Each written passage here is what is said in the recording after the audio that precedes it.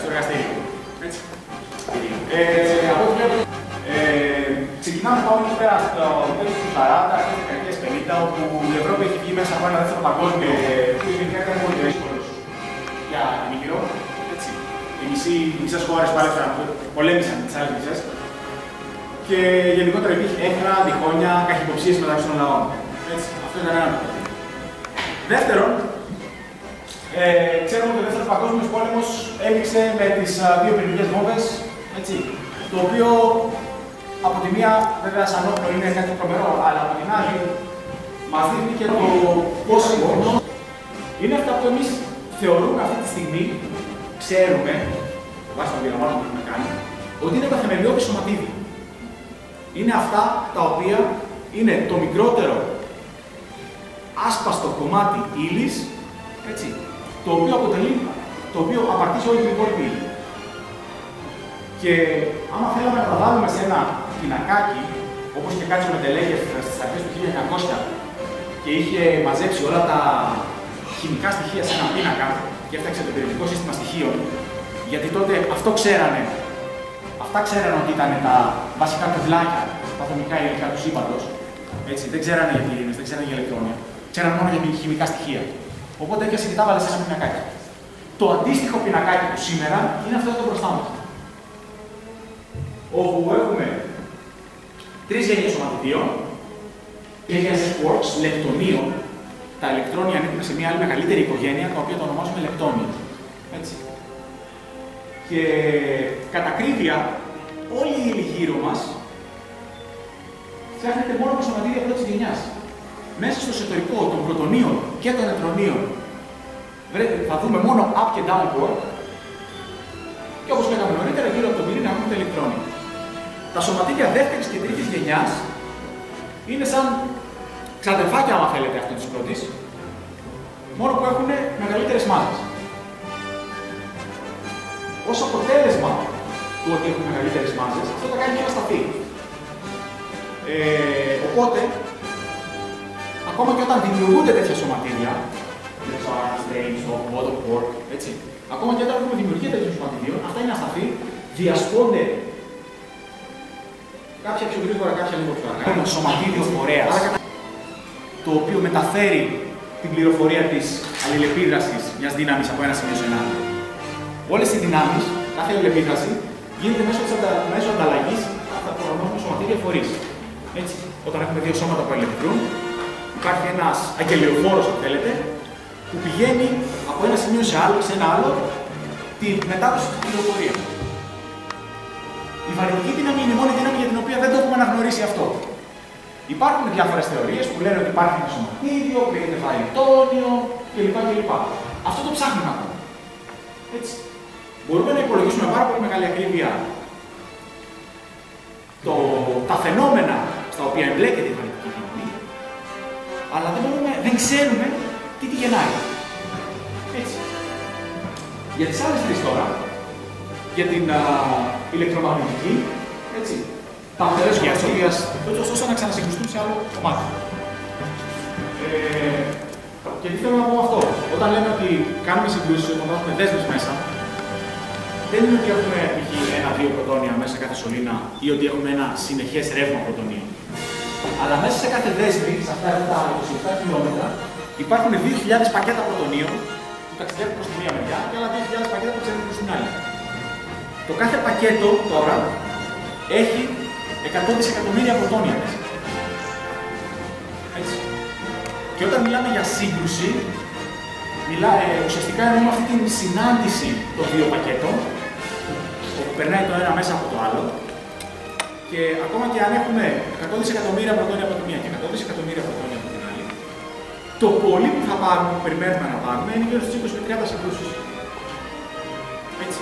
Γιατί τα πρωτόνια έχουν πολλά δύο φορτίων, αποφύγονται μεταξύ τους, οπότε 92 έχουμε δεύτερο γραφείο να βρει στο ΣΕΡ, στον ερευνητή Ζορ Σάρπαρτ, ο οποίος είχε πολύ μεγάλη συμβολή στην ανάπτυξη καινούργιων τεχνολογιών πάνω στους ανοιχτές.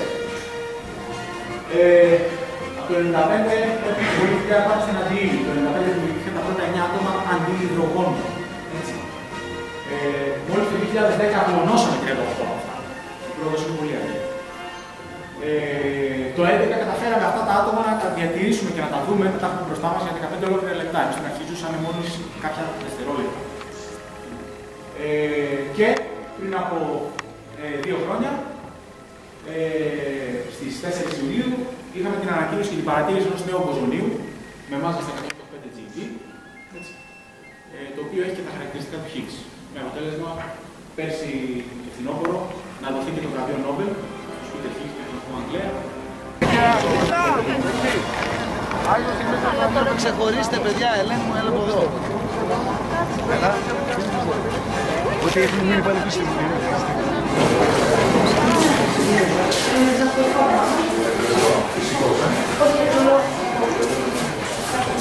Έλα, Μάνη. Ελάτε στο κοντά να μας πείτε να μην σχολάσουμε πολύ. Οι φωτογραφίες που κάνετε στη σελίδα, αλλά καλό είναι να ακούμε λίγο γιατί είναι το κάθε πράγμα για να ξέρετε να τις δείτε. Εδώ λοιπόν από αυτό το μέρος, όπου έχετε, σας είπατε έχουμε περίπου 10.000 μαγνήτες κάτω. Ένας έχει περάσει από εδώ, έχει μπει εδώ πριν βλέπετε τις εικόνες. Και ήθελα να περνάμε μια διαδικασία για να κάνουμε το τεστάρισμα. Αν βλέπετε πίσω από την γραφή, είναι τέτοιες στοιχεία που πρέπει να τεστάρουμε. Είναι το κενό που έχει, είναι το ψήξη που έχει, το ρεύμα. Γιατί ελπίζω να σας να καταλάβετε ότι είναι μια λειτουργία πραγμάτων που πρέπει να συμβούν για να μπορέσουμε να κάνουμε τα πρωτόνια. Δεν είναι ότι άντε βάλαμε τα πρωτόνια και φύγαμε. Υπάρχει μια τέτοια διαδικασία. Πρώτα πρέπει να τεστάρουμε ότι υπάρχει το κενό. Ότι μπορεί ο μαγνήτης να αρρωστηγήσει αρκετά για να αντέξει αυτό το κενό που λέμε. Μετά πρέπει αφού αντέξει το κενό να το ψήξουμε, να το κατεβάσουμε από την υγρασία δωματίου σημείο 271 βαθμούς. Αφού το ψήξουμε να περάσουμε τα 13 διάσαμε, πάλι γι' αυτό δεν είναι κάτι που το κάνεις κάθε μέρα. Δεν το κάνεις κάθε μέρα, σωστά. Η όλη διαδικασία του τεσταρίσματος παίρνει γύρω στις 100 ώρες. Άλλο μαγνήτη. Και έχουμε 10.000. Πολύ ώρα. Είναι πολύ ώρα. Γι' αυτό και έχουμε είναι νομίζω 4, 2, 4, από εδώ. Έλα από κοντά, μην τρέπεσαι. Μετά από τόσο καιρό, μετά από τόσα που περάσαμε. Λοιπόν, τώρα θα σας μιλήσω για την αρχή του LHC. Αν θυμάστε και αν το παρακολουθούσατε, το 2008 θα ξεκινούσαμε να δουλεύουμε. Θα ξεκινούσε ο LHC να δουλεύει. Όμως υπήρξε ένα ατύχημα και σταματήσαμε για κάνα 2 χρόνια.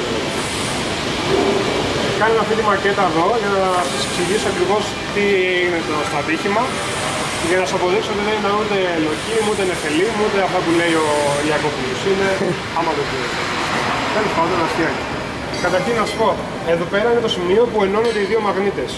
Όπως σας έδειξα πριν, δηλαδή φτάνει στο τέλος ενός μαγνήτη, πρέπει να ενωθεί με τον άλλον. Χρησιμοποιούμε αυτή τη φυσούνα, γιατί ξέρετε τι παθαίνουν τα μέταλλα όταν ψύχονται και όταν θερμαίνονται.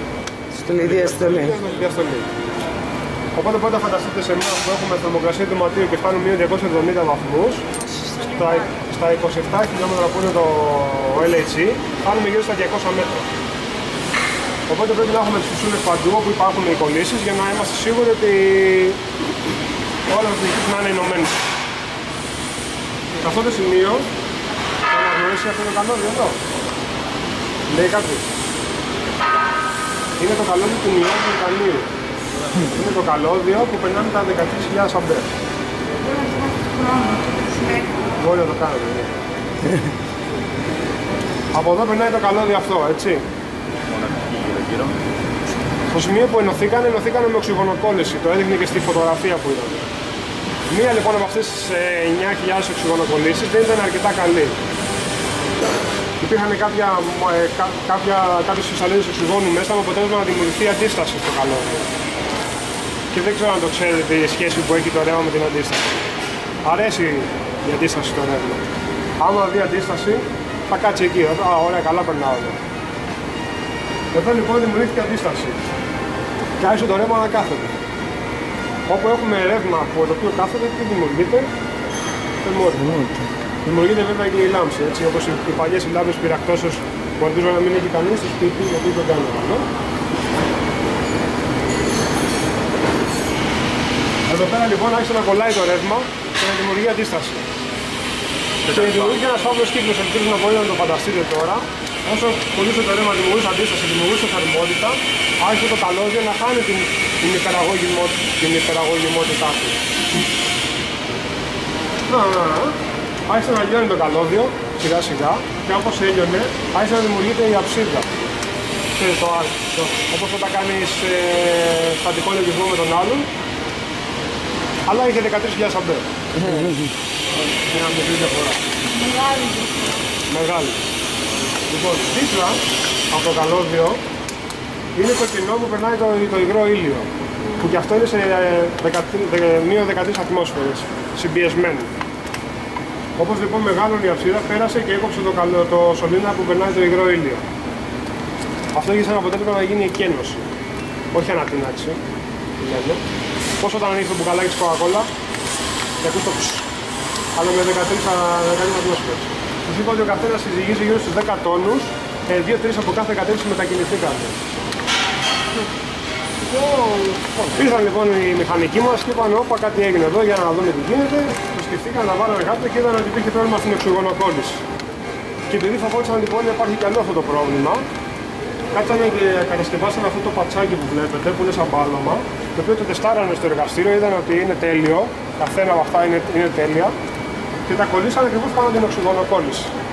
Οπότε πλέον είμαστε σίγουροι ότι ακόμα κι αν υπήρχε κάπου πρόβλημα στην οξυγονοκόλληση, το ρεύμα θα συνεχίσει να περνάει πάνω το πατσάκι. Έτσι λοιπόν λύσαμε το πρόβλημα.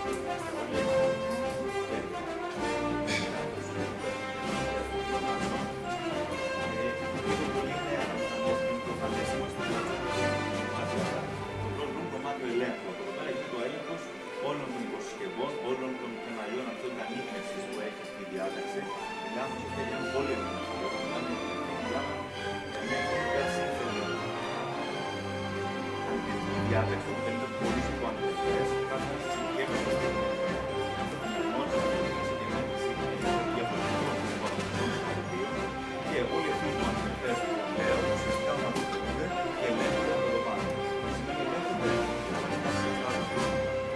τη ρεύμα του βάζουν, τη voltage, αν ανοιχνεύουν